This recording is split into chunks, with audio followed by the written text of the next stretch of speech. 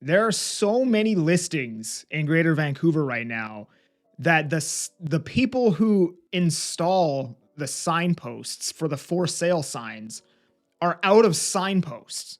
All right.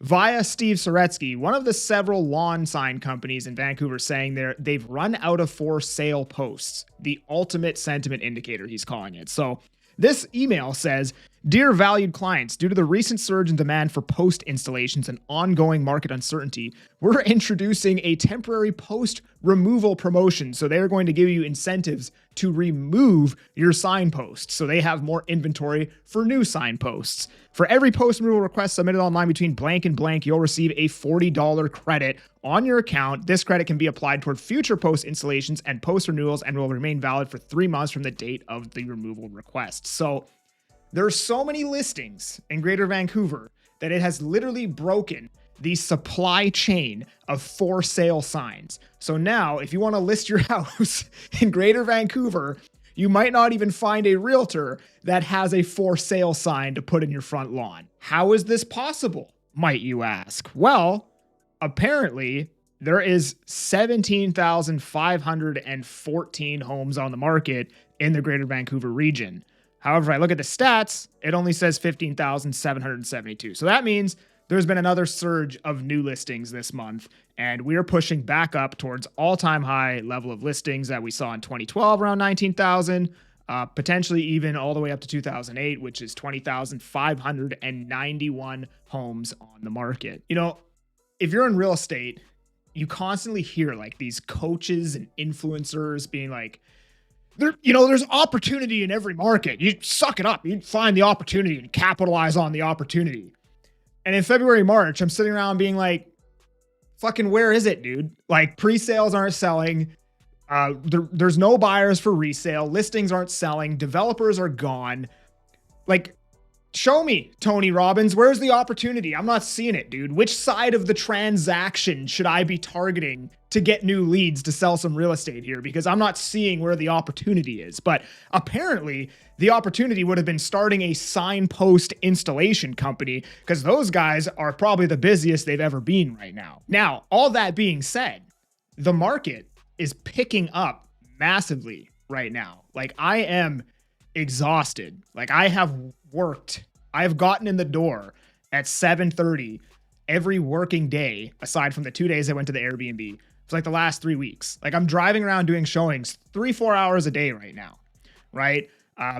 Buyers are back in a massive way, getting a ton more reach outs, and that's going to be reflected when we get the stats, at least in the Fraser Valley. I can't speak about Greater Vancouver, but that's going to be reflective when we get the stats for May, because, almost every realtor I talk to is like, wow, like I'm suddenly really busy out of nowhere, right? And I don't know if it was the election. That seems to be the only thing that I can say that might have changed, was like the election ended, and then out of nowhere, huge rush of buyers have come back into the market. Now, what I'm not saying is that prices are going up tomorrow. That's not what I'm saying. But what I am saying is that if this were to continue, right? If fall were to be busy and then spring of 2026 were to be busy, we're going to start chipping away at this inventory, right? So maybe instead of seeing like 2-3% price reductions every single month, maybe that'll slow down to like 0.5%. Like maybe the price reductions will be a lot less than what they've been for the last couple months. Maybe that'll slow down as more buyers come back and there's more competition and we start to chip away at the existing inventory that's on the market. Now I'm doing showings and there's people showing the house before me and people showing the house after me. I wrote an offer on a townhome that was on market for 13 days and ended up competing against 2 other offers the other day, right? So this wasn't a townhome that was listed low. No games being played whatsoever. It was priced for the market. It was already on the market for 2 weeks before we went and saw it, and then somehow ended up competing against 2 other offers. So this makes me think that, the buyers were somewhat there all along, and the amount of uncertainty that we experienced from January to May was keeping them on the sidelines, right? And there's a very high likelihood that we're going to experience more uncertainty. But is that going to affect consumer confidence enough to get sales back down to, the seasonal lows that we just saw, right? I don't know. What I can tell you is I couldn't find the chart. I saw it on Twitter yesterday.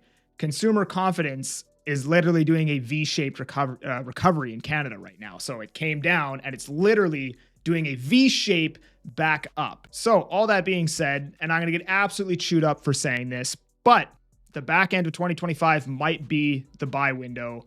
If we get back into 2026, consumer confidence is probably still crappy, but a lot better than where it's been. We're slowly chipping away at the inventory.